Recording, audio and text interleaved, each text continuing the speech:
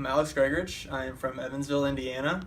I went to the University of Evansville for my undergrad and Ball State University for a master's degree.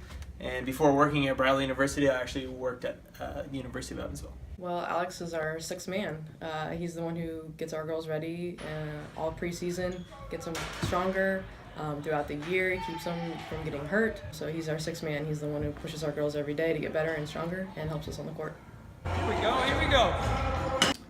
Well, first of all, he gives us a little GQ credibility on the bench because he's the best dressed strength and conditioning coach. His little suits and bow ties, and so he makes us look good for sure. But the thing I love most about Alex is he's really invested, and he really wants the players to reach their potential. And it's not just a job for him. You can tell that he takes it real serious, and he understands how being in great shape,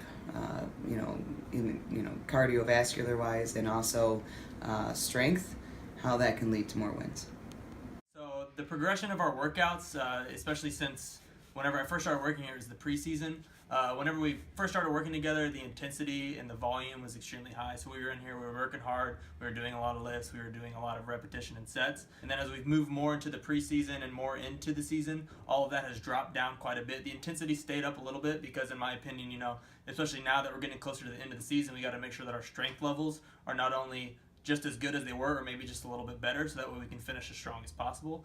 Specifically for basketball players, what we're trying to do in here every day that they come in here, we're trying to make sure that their hips, knees, and ankles, especially their ankles, stay extremely strong and extremely healthy. So we always start off the day with some kind of ankle strengthening, knee strengthening kind of movement. And then as far as just molding them into the type of players that Coach Gorski is really looking for them to be, we play in a conference where there's a lot of up and down play, and we got to be able to react and move quickly, just more explosive in small spaces. And then we also just want to try to be as physical as possible. So that just involves just increasing the overall strength of every athlete.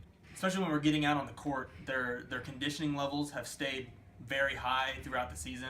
I think the coaches have done a really good job of monitoring how much they're doing in practice, and then we've done a good job of supplementing that here in the weight room and making sure that even if you're not getting as much playing time on the weekends, you're still getting your conditioning up.